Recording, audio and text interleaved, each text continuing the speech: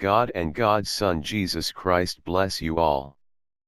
Being Christian do not mean to be ignorant and uninformed. Information is power, information is help and guidance.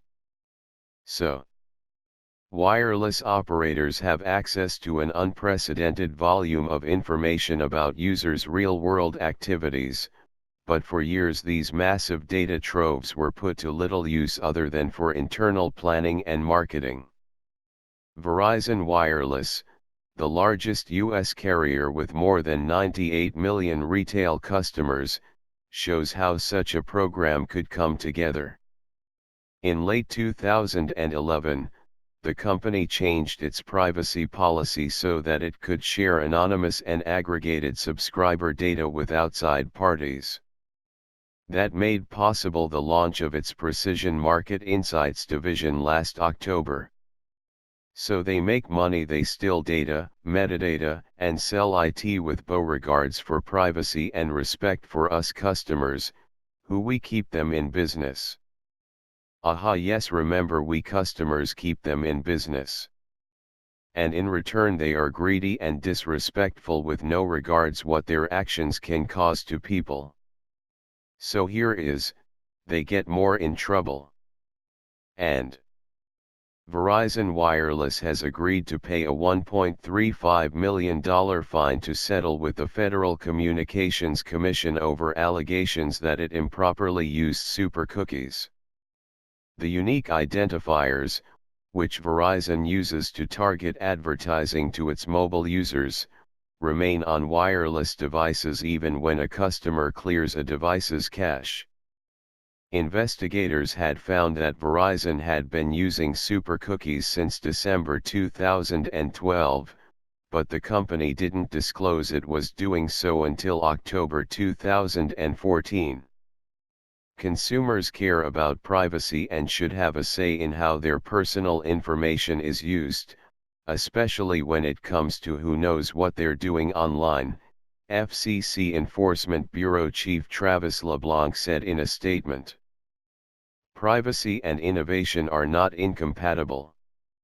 This agreement shows that companies can offer meaningful transparency and consumer choice while at the same time continuing to innovate.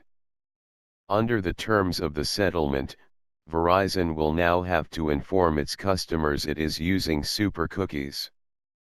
Verizon will also have to receive consent from customers before sharing the super cookies with a third party.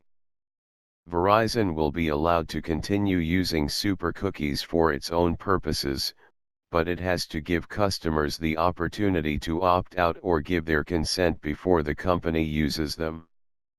The tech site re/code explains, by allowing the company to still offer opt-out for its own use of super cookies, the FCC is allowing Verizon to collect and use a tremendous amount of data in conjunction with its own websites. Unlike traditional internet cookies, which can be deleted or changed, the unique identifier that Verizon is using is permanent and tied directly to the wireless device. Okay, so back to you, to us, what we can do. What about trying to be more informed, asking for real answers? And yes, what about voting with the money, all enriched with self-esteem and self-respect, and getting of their service? Even its mean electronic diet.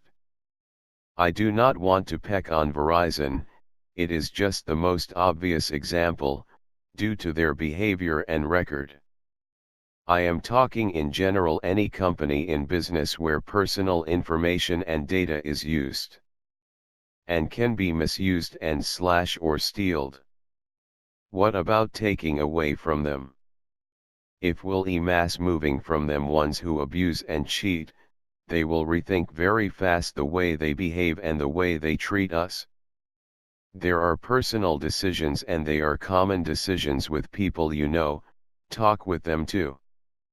And the details of policy change is in the numbers of decided and demanding people. Listen, read, think and talk about the power is in you all, I know is not easy to voice your thoughts against companies or is not very easy to have an electronic diet. But with irresponsible psychopathic CEOs and their minions, we do not have many options. God and His Son Jesus Christ bless you all. God and God's Son Jesus Christ bless you all. Being Christian do not mean to be ignorant and uninformed. Information is power. Information